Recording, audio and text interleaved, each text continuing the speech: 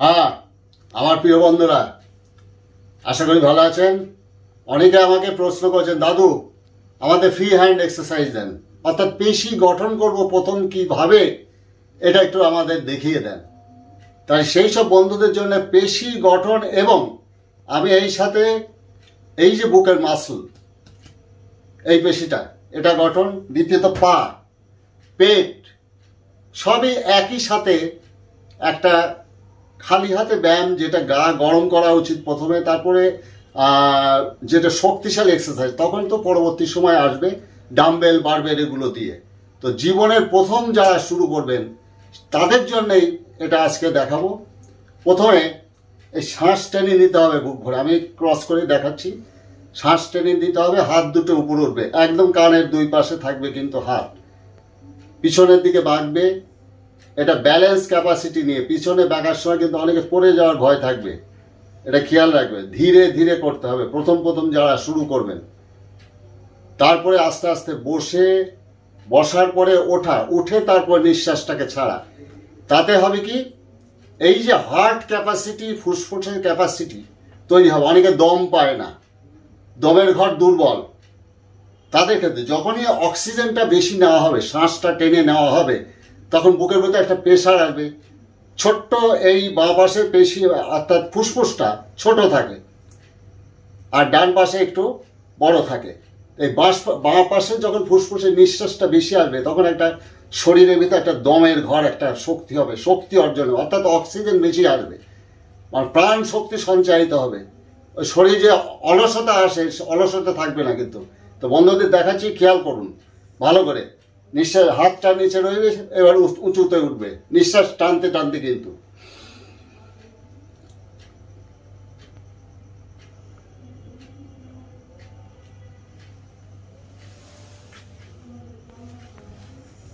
এইবার আমি নিঃশ্বাস ছাড়লাম, এইভাবে প্রত্যেকটি বার, কিন্তু ব্যালেন্স নিয়ে এইভাবে করা। আবার দেখাচ্ছি, এই উঠলে মানে নিঃশ্বাস নিতে নিতে বুক ভরে,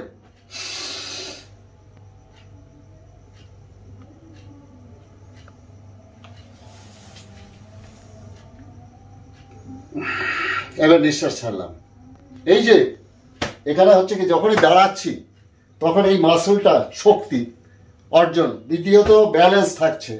এখানে ব্যালেন্স ক্যাপাসিটি, অর্থাৎ মাইন্ড ক্যাপাসিটি, আমি কি করছি এই বোধটুকু মনের ভিতর নিতে হবে, আমি যা করছি সেই দিকে ধ্যান দিতে হবে। তাহলে হবে কি, বিচলিত মন যাদের আছে, অর্থাৎ মন ছুটে চলে যাচ্ছে, ব্যালেন্স পাচ্ছে না, অস্থিরতা, সেটাও কিন্তু দূর হয়ে যাবে একটাই এক্সারসাইজে। যে পয়েন্টগুলো দেখাচ্ছি সেটা মনোনিবেশ করে করতে হবে। এবার আমি একটু হালকা দ্রুত দেখাচ্ছি। নিঃশ্বাস প্রথমে,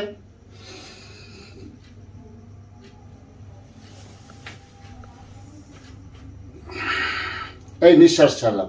তাহলে এতখানি যখন এই দমটা আটকানো হচ্ছে, মন কিন্তু ছুটে, চঞ্চল মন কিন্তু দূরে যাচ্ছে না, চঞ্চল মনটাকে এই কেন্দ্রে চলে আসতে হচ্ছে। শ্বাসের সাথে সাথে মনটাও কন্ট্রোল হচ্ছে, কিন্তু ডিসব্যালেন্স হচ্ছে না। আমি কি করছি এই বোধটুকু মনের ভিতরে, এখানে একটা ধ্যানের কাজ করে। অর্থাৎ আমরা একসময় দিয়েছি আমাদের বিপাসনা, একটা মেডিটেশন দিয়েছি আমরা। এই বিপাসনার মতোই একটা অ্যাট্রাকটিভ, মানে অর্থাৎ মনকে কেন্দ্রে আনা, যে মনটা বাইরে আছে সেই মনটা কেন্দ্রে আনা, মানে অর্থাৎ আমার ভিতরে নিয়ে আসা। চঞ্চল মনের গতি স্থির হয়ে যাবে এখানে। এবার আবার দেখাচ্ছি,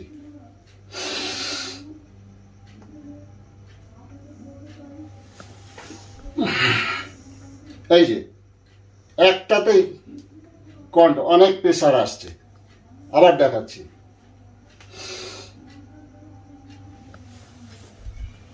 আমি যখন বসছি, এই যে পা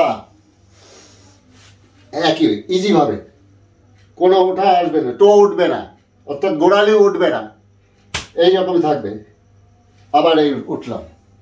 যখন এটা খুব খেয়াল করে ধীরে ধীরে অভ্যাস করতে হবে। যারা প্রথম করবে ধীরে ধীরে ওঠা বসা। অনেকে কোমরে ব্যথা আছে, এখানে হাঁটুতে ব্যথা আছে, ধীরে ধীরে যুবক বয়সে ব্যথা হতে পারে, তার কারণ অনেকে বদ অভ্যাসে শরীরের দুর্বলতা এসে যায়, সেই দিকে মন দিকে। আর এটা করলে হবে কি, হজম শক্তি বৃদ্ধি পাবে, কিন্তু গা ঘামবে, অতএব সেটা ক্যাপাসিটি। আবার দেখাচ্ছি, শ্বাসটা নিলাম বুক ভরে,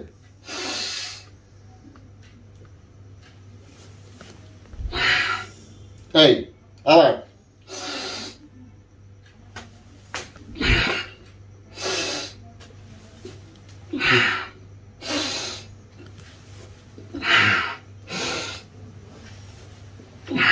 এই যে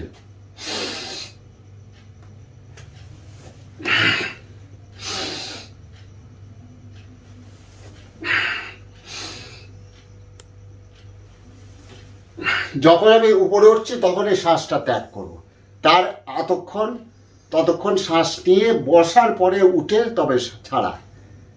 আশা করি বন্ধুরা বুঝতে পেরেছেন। এখন থেকে যে ভিডিওগুলো যাবে প্রত্যেকটি ভিডিও আপনাদের উপকারের জন্য। ভালো থাকবেন।